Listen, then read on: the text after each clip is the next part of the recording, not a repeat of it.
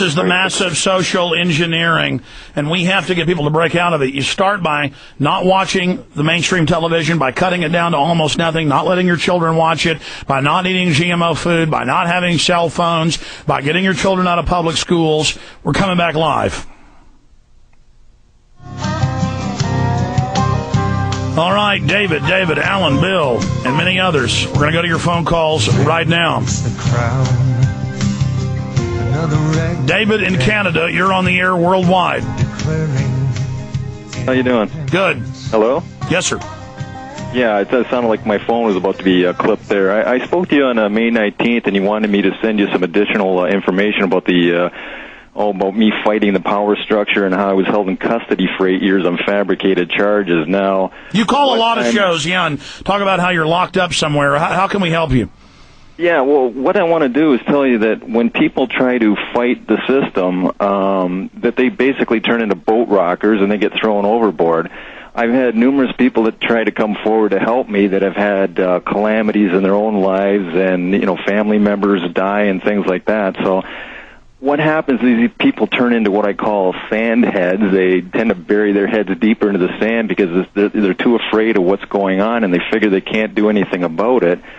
And you virtually can't do anything about it because they have so much power that they use shows like this to find out who the dissidents are. So we might as well give up and not even do radio shows. So, look, I appreciate your call, sir. You call every show continually, and then you always badmouth the shows. I don't know what you want or what you're talking about. I'm giving you things to do. Stop eating GMO food. Stop using cell phones. Get out of public schools. Stop watching TV. Get to know your neighbors. Find out what's happening. I mean, we're here trying to talk about solutions, and since we're one of the only places where people can have a say, then we get attacked because people are just clawing at each other like trying to save a drowning man. Alan Watt?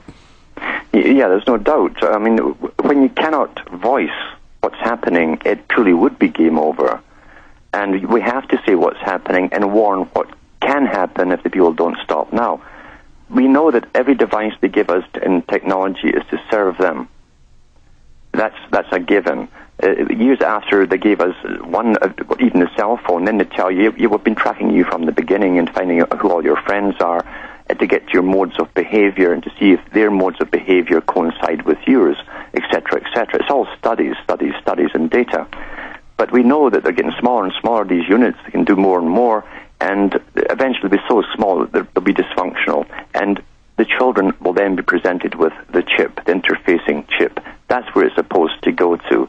And I think now parents got to start with their children and start telling them, look, this is fascinating you. It's designed to fascinate you. You've got to draw the line now. And they're already, like in Time Magazine for Kids and 2 different issues, saying your parents that said this aren't cool. They don't want you to have the chip. Yeah. Rebel and get it. You've got to explain to your children they're taking their natural rebellion and trying to turn that against the family. You've got to early on expose the government and the state as bad to your children, and then they will be with your family and not with the state. You notice the state says, don't educate your children, don't give them your values, let them be who they want to be. No. That means let the state come in and program them.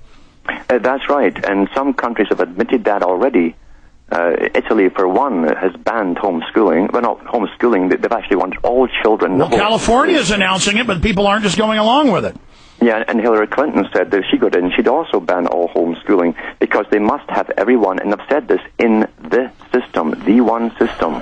No one's to be allowed to escape it. David in Texas. Once again, go ahead. You might be an individual. An individual can be a very powerful entity that can shout, the king has no clothes, and that can ripple across very quickly and shatter the illusion. David, we cannot have that. David in Texas, you're on the air with Alan Watt. Go ahead. Yeah, guys, great show today. Pretty intense. 2 questions, make them quick. The first question, y'all brought up the soy milk and that it might not necessarily be good for you and lower sperm count. Is that true even with the organic soy milk? Yes. See, I quit drinking regular milk because it had all the hormones and crap in it. But now I'm hearing, that the soy milk isn't good for me. So I'm any staple they push is going to be bad in some way to hurt you. This is total war.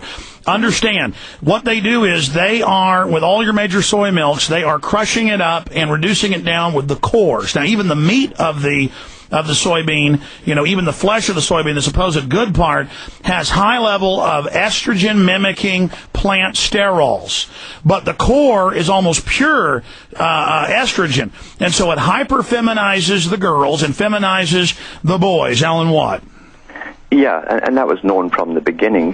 These guys don't make mistakes. Henry Ford developed it all 87 years ago, 89 years. It was almost 90 years ago. It was the same with now.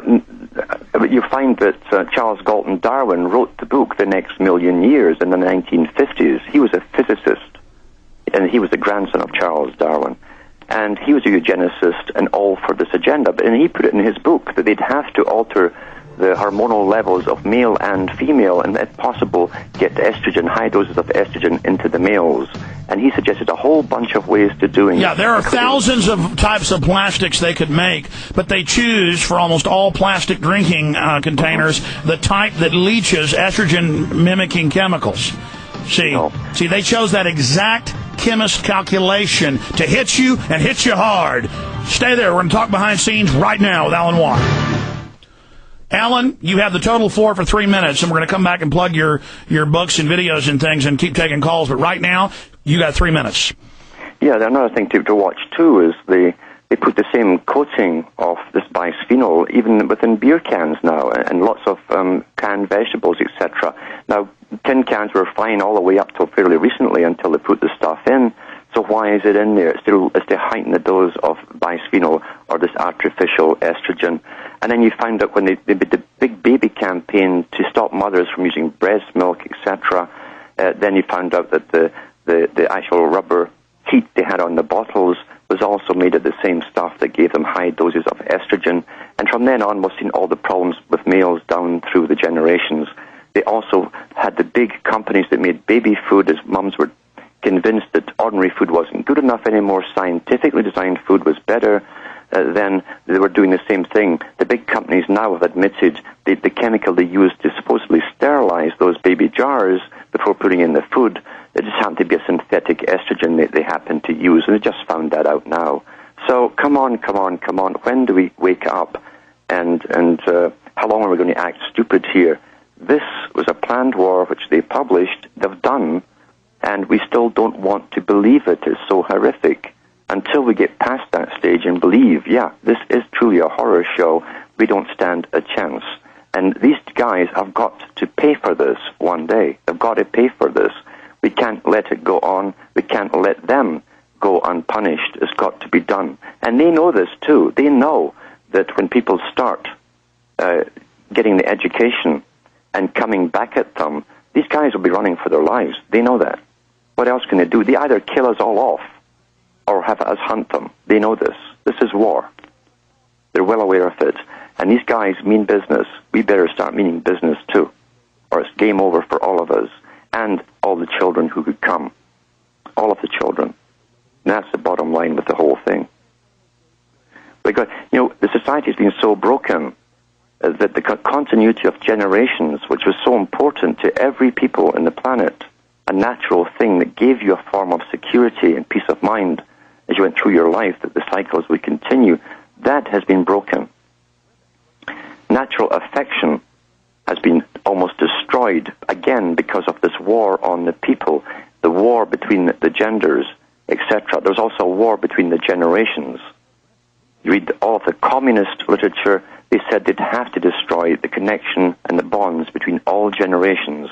Then they, from the top, could control each generation. That has been done. That goes as far back as 1934, Comintern meeting that Beria presided over. He said it would take 70 years before we could make major changes within the structure of society on a cultural basis. Now he said we can do it every 5 years, and eventually it'll be done every year. All right, we're going to go back on the main transmission now. Here we go. Riders on the storm, into this house we're born, into this world we're thrown, like a dog without a bone, and packed we're out alone. Riders on the storm,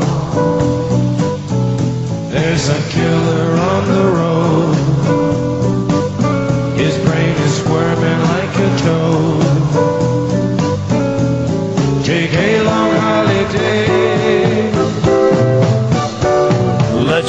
children play.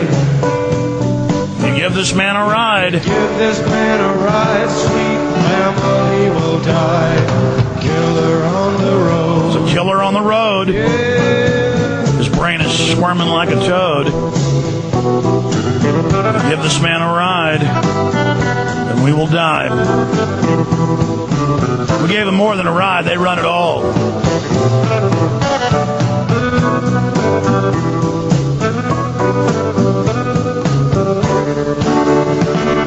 More of your phone calls here in just a moment. I want to encourage all of the listeners to realize that we face a serious battle, but we're gaining a lot of ground.